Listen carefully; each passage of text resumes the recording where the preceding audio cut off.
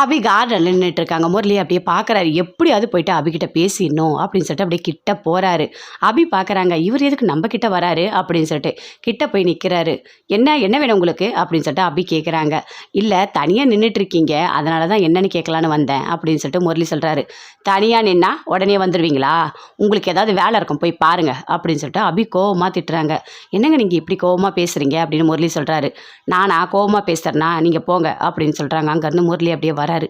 இந்த அபி நம்ம மேலே பயங்கரமாக கோவத்தில் இருக்கா போல இருக்குது. எப்படியாவது இவ கோவத்தை குறைச்சி இவ கூட நம்ம வாழ்ந்துடணும் அப்படின்னு சொல்லிட்டு அப்படியே வராரு. அங்கேருந்து 2 பேரும் சேர்ந்து பேசுகிறத எல்லாமே ராகவ் மேலேருந்து பார்க்குறாரு. பார்த்த உடனே அப்படியே யோசிக்கிறாரு. என்ன அபி, இன்னும் நீ திருந்தவே இல்லையா? அந்த முரளியோட தான் நீ பேசிகிட்டு இருக்கியா? ஆனால் உனக்கு இரு உங்கள் 2 பேருக்குமே இருக்குது. 8 மாதம்தான் டைமு.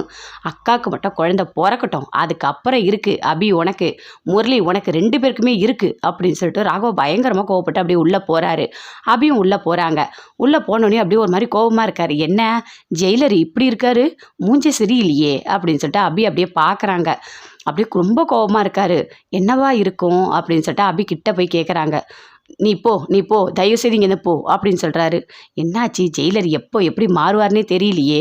சரி, எப்படியாவது இந்த முரளியை பற்றி நம்ம சொல்லிடணும், ஆனால் அதுக்கான டைம் இன்னும் வரட்டும், வந்தால் கண்டிப்பாக சொல்லிடலாம் அப்படின்னு சொல்லிட்டு அபி போயிட்டு நல்லா தூங்குறாங்க. அடுத்த நாள் எல்லாருமே எழுந்துக்கிட்டாங்க. எழுந்துட்டோடனே சொல்கிறாங்க, இன்றைக்கி வந்துட்டு மண்டபத்துக்கு போகணும், எல்லாமே ரெடி ஆகிடுங்க அப்படின்னு சொல்கிறாங்க. எல்லாமே எடுத்து வச்சுக்கோமா, தாலி எல்லாமே எடுத்து வச்சுக்கோ அப்படின்னு பாட்டி சொல்கிறாங்க. எல்லாமே நான் கரெக்டாக பண்ணுறேன் அப்படின்னு சொல்லிட்டு அஞ்சலியும் சொல்கிறாங்க. சுந்தரி அப்படியே பார்க்குறாங்க. முரளிக்கு பயங்கரமாக கோவம் வருது. என்னது, தாலி பிரித்து கோக்குற ஃபங்க்ஷனா? கண்டிப்பாக நான் நடக்க விட மாட்டேன். நான் இருக்கிற வரைக்கும் இனிமேல் அபி கழுத்தில் யாருமே தாலி கட்ட முடியாது. நான் தாலி கட்டவும் விட மாட்டேன் அப்படின்னு சொல்லிட்டு பயங்கர கோவமாக முரளி இருக்காரு. அப்படியே பார்க்குறாங்க சுந்தரி. என்ன ஏதோ பிளான் போடுறான் போல இருக்கே அப்படின்னு சொல்லிட்டு அணுவும் அப்படியே பார்க்குறாங்க. பார்த்தோன்னே முரளியோட முகம் அப்படியே மாறுது. அப்போ அபிகிட்ட சொல்கிறாங்க, இல்லை அந்த முரளிக்கிட்ட ஏதோ மாற்றம் இருக்குது, ஏதாவது பேசும்போது நீ நல்லா கவனி அபி, அந்த ஃபேஸ் எல்லாமே மாறுது அப்படின்னு சொல்கிறாங்க. எனக்கு கண்டுபிடிக்கிறேன், அவன் நடிக்கிறானா இல்லை உண்மையா, கண்டிப்பாக நான் கண்டுபிடிக்கிறேன், அவனுக்கு ஒரு நாள் வரும் அப்படின்னு சொல்லிட்டு அபி கோவமாக சொல்கிறாங்க. எல்லாருமே சேர்ந்து மண்டபத்துக்கு போகிறாங்க. மண்டபத்துக்கு போயிட்டு அங்கே எல்லாமே ஏற்பாடு எல்லாமே பண்ணிக்கிட்டு இருக்காங்க. ராகவ் உட்கார் சொல்கிறாங்க, அதே மாதிரி அபி உட்கார் சொல்கிறாங்க, அனு ஆகாஷ் எல்லாருமே உட்கார் சொல்கிறாங்க. அணுக்கு தாலியை தங்கத்தில் ரெடி பண்ணியிருக்காங்க. ஆனால் அபிக்கு மட்டும் அந்த மஞ்சள் கலர் கயிறுலேயே ரெடி பண்ணியிருக்காங்க. அபி வந்து சொன்னதுனால எனக்கு மஞ்சள் கயிறு தான் பிடிச்சிருக்கு அப்படின்னு சொல்லிட்டு பாட்டிக்கிட்ட சொல்லியிருக்காங்க.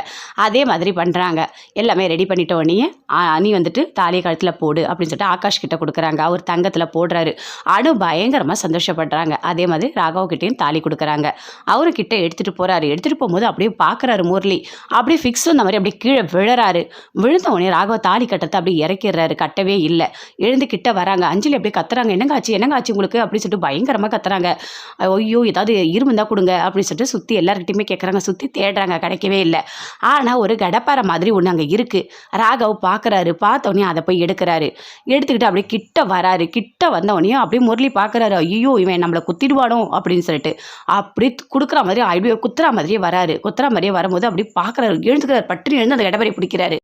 அப்படியே பிடிச்சிட்டு மறுபடியும் அப்படியே கீழே படுத்துக்கிறாரு. பார்த்துட்டோன்னே அந்த கெட்டபரியை கொடுக்குறாரு.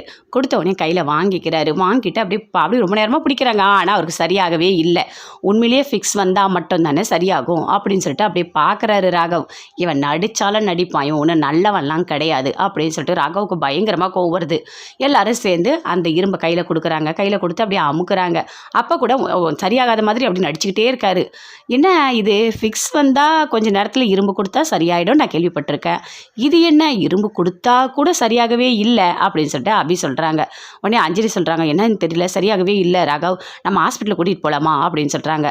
ஹாஸ்பிட்டலா இருக்கா, கொஞ்சம் நேரம் இருக்கா பார்க்கலாம், அதுக்குள்ளே சரியாயிடும், அப்படி சரியாகலைன்னா கண்டிப்பாக நம்ம ஹாஸ்பிட்டலுக்கு கூப்பிட்டு போகலாம் அப்படின்னு சொல்லிட்டு ராகவ் சொல்கிறாரு. அதுக்குள்ளே இரும்பெல்லாம் பிடிச்சி கொடுக்குறாங்க.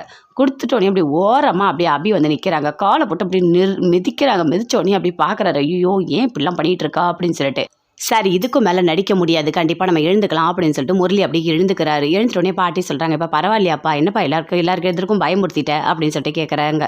இல்லை ஒன்றும் இல்லை, இப்போ பரவாயில்ல அப்படின்னு சொல்லிட்டு முரளி சொல்கிறாரு. சரி ராகவ், நல்ல நேரம் போயிட போது, போ நீ போயிட்டு தாலி கழுத்தில் போடு போ அப்படின்னு சொல்கிறாங்க பாட்டி. ராகவும் போகிறாரு, அபியும் போகிறாங்க. அதே மாதிரி அந்த கழுத்தில் தாலியே போடுறாங்க. போட்டோடனே முரளிக்கு இன்னும் கோபம் அதிகமாக வருது. நாம் ஒரு பிளான் போட்டு நடித்தா அது ஒர்க் அவுட்டே ஆக மாட்டுது. அதுக்குள்ளே இந்த அபி வந்து காலை போட்டு அப்படி மிதிச்சிட்டா, தாங்க முடியாமல் எழுந்துக்க வச்சுட்டா அப்படின்னு சொல்லிட்டு அப்படி முரளி யோசிக்கிறாரு. என்ன அபி, என் மேலே இருக்க கோவம் உனக்கு இன்னும் குறையவே இல்லையா? கண்டிப்பாக மாற்றுவேன், மாற்றி என் கூட நீ சேர்ந்து வாழ வைப்ப அப்படின்னு சொல்லிட்டு முரளி அப்படியே பார்க்குற ராகவுக்கு